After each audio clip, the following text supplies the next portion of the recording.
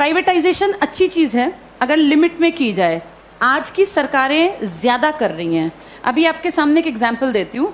हरियाणा की सरकार ने एक नया प्रोजेक्ट लॉन्च किया है, अगर तुम्हें पता हो, जिसमें सरकार ने, लिखित में आया था अखबार में, सरकार ने क्या कहा, अगर किसी की सालाना आय 1,80,000 से कम है, ये बहुत ही कम है, 1,80,000 पूरे साल के, किसी को इतने से कम मिलते हैं तो वो अपने बच्चे को अगर सरकारी स्कूल में भेजता है तो उसको 500 रुपये फीस देनी पड़ेगी।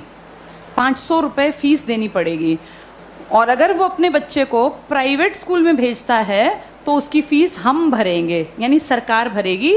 1,100 रुपये तक हम उसको फीस दे देंगे। अब सोचो, अपने घर से बच्चा सरकारी जाएगा तो पैसे लेके जाएगा, और प्राइवेट जाएगा तो खाली हाथ जाएगा, क्योंकि उसके पैसे कहाँ से आएंगे? सरकार। बड़ा अच्छा काम है ना, अच्छी चीज़ तो है ये। लेकिन इससे पता है क्या होगा? 5-7 साल बाद सरकार कहेगी बजट बहुत गड़बड़ा गया और ये जो 1,100 रुपये हम देते हैं, हम आगे इसको कैरी ऑन नहीं कर पाएंगे। उन 5 सालों में सरकारी स्कूल बंद होने की कगार पर आ गए होंगे। धीरे धीरे करके सरकारी स्कूल से एडमिशन्स खत्म, अभी भी कम है, खत्म। फिर 2-3 साल बाद क्या करेंगे? बजट में कहेंगे सरकारी टीचर्स बिना बात तनख्वाह ले रहे हैं, बच्चे तो हैं नहीं, बिना बात पंखे चला लेते हैं, खर्चा है, चपरासी रखना पड़ता है, क्योंकि सरकारी स्कूल के टीचर कहाँ जाएंगे, सैलरी तो मिलती है मोटी।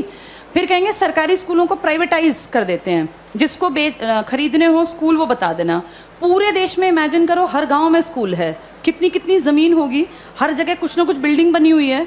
ये अरबों की संपत्ति है। किसके पैसों से बनी है ये? हमने कभी तो टैक्स दिया, हमारे माँ बाप ने, दादा ने।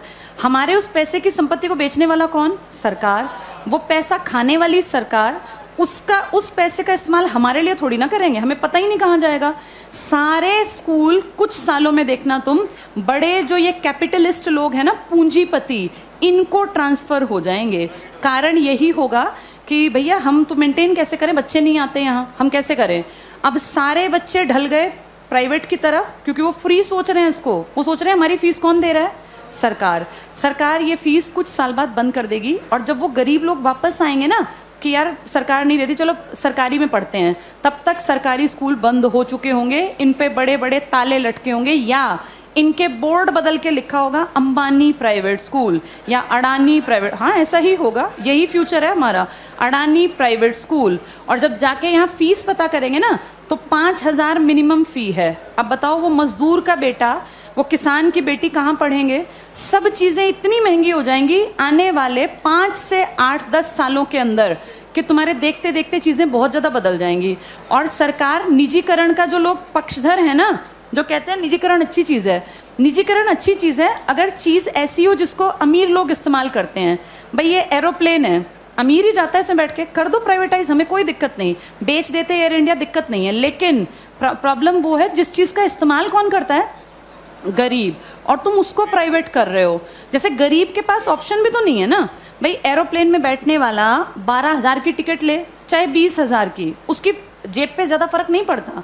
पर बस में चलने वाले आदमी जो रोज बेचारा 10 रुपए बचाने की सोचता है, अगर तुम टिकट 10 की जगह 50 की करोगे तो वो तो बेचारा मर गया, वो कैसे जीवन जिएगा? तो जो प्राइवेटाइज कहते हैं ना अच्छी चीज है, अमीरों वाली चीजों को प्राइवेटाइज कर दो, कोई दिक्कत नहीं है। जो बेचारा गरीब मुश्किल से जीवन यापन करता है, उसकी चीजें क्यों प्राइवेटाइज करा रहे हो? और सरकार अब जो अगली नजर रख रही है ना, वो शिक्षा पे है। तुम्हारे ये स्कूल कुछ सालों में सारे जानबूझ के डूबते हुए दिखाए जाएंगे। ये सब चीजें ना इतनी प्लानिंग से होती हैं कि पता नहीं चलता कैसे चीजों का स्तर पहले धीरे धीरे धीरे गिराया जाता है और ऐसे दिखाया जाता है काम नहीं कर रहे, काम नहीं कर रहे। आज की डेट में किसी इंडियन से पूछो सरकारी स्कूल का क्या हाल है, तो वो 100% क्या कहेगा कि बहुत बकवास, कुछ पढ़ाई नहीं होती। ऐसी पिक्चर दिमाग में क्रिएट करके और 10-20 साल में रास्ता बन गया कि हर आदमी के मन में कि यार ये बकवास है, बहुत पैसा खाता है सरकारी स्कूल सरकार का और करता कुछ नहीं है, तो फिर इसको प्राइवेट करना बेहद आसान है। ऐसे ही बिजली में किया गया, ऐसे ही रेल में किया गया। जब चीजें प्राइवेट होती हैं तो पैसा क्यों कमाने लगती हैं भाई? सरकारी क्यों नहीं कमा पाती? क्या ऐसा है प्राइवेट में कि पैसा कमाने लगती है वो चीज? प्राइवेट में आदमियों से काम लिया जाता है, सरकार में निकम्मे जानबूझ के बनाए जाते हैं।